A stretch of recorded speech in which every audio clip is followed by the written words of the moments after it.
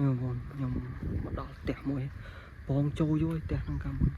តែខ្ញុំមកយប់ពេកដល់ពេលអញ្ចឹងទៅនេះអត់ហ៊ានចូលថ្ងៃនេះខ្ញុំមកពីភ្លឺហើយខ្ញុំចង់ដឹងថាផ្ទះនោះមានអីល្បីផ្ទះនោះធំប៉ុន្តែគេទុកចោលផ្ទះនោះធំមែនទេណាតែគេទុកចោលអត់ដឹងថាមានប្រហែលតែសង្ស័យមានអត់មកមានខ្មោចអីហ្នឹងខ្លាចខ្ញុំចង់ជំរាបប្រាប់បងប្អូនដែរខ្ញុំខានធ្វើវីដេអូមកជាដោយសារតែសុខភាពអត់សូវល្អចឹងបងប្អូនបាត់ខ្ញុំបងប្អូនបាត់ឆ្ងល់ថាបាត់ខ្ញុំសុខភាពអត់សូវល្អទុកតែនៅពីឈើមកដែរទេចឹងមា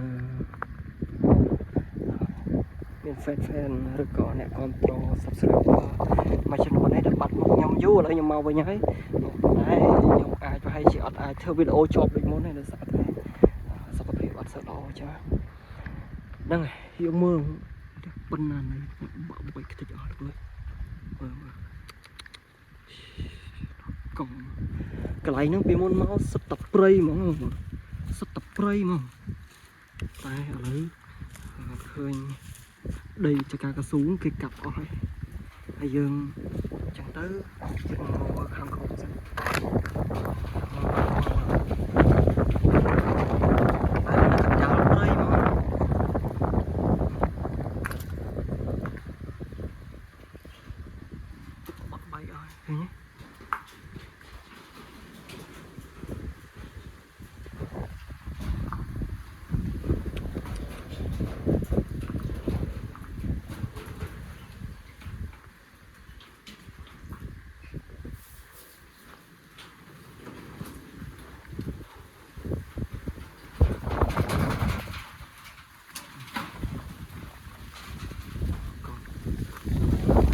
កន្លែងនេះសង្ស័យជារោងបាយពីមុនមកជារោងបាយប៉ុន្តែដោយសារគេទុកយូរតែអត់មានម្ចាស់អញ្ចឹងវាបាក់បាយខូចអស់ប៉ាំងកសៃខូចអស់ទុកទឹកអីនេះក៏ខូចអស់ដែរ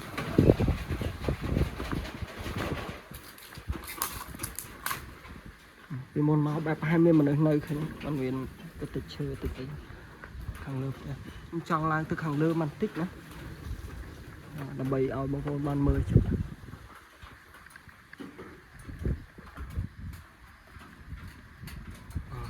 ចាក់សោបាត់ហើយ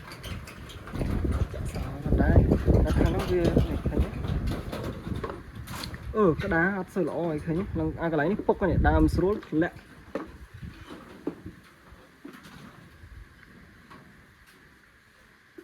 ដឹងមិនចាស់គេទុកចោល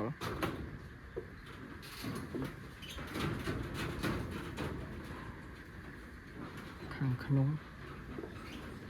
សើក្របកស៊ូ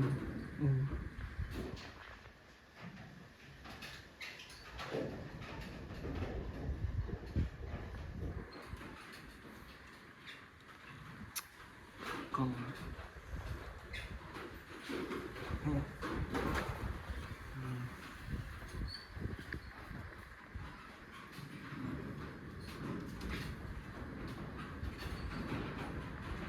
តសកដាលនេះគេហៅតសកឡោបងប្អូនសកដាលឃើញមានជ្រុង4ហ្នឹងតសកឡោហើយធ្នឹមឃើញទេធ្នឹមសងខាងពីលើតែផ្ទះនេះអត់មានកសែងយ័ន្តទេឃើញមានបានដាក់កសែងយ័ន្តមកហើយជាមានបញ្ហាអីផ្ទះហ្នឹងមើលតែផ្ទះឈើស្អាតតែគ្រាន់មានកន្លែងនេះឃើញខកអស់ហើយ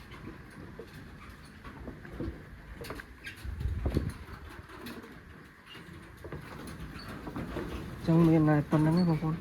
យើងចុះទៅវិញហើយមើលរៀងផ្ទះវា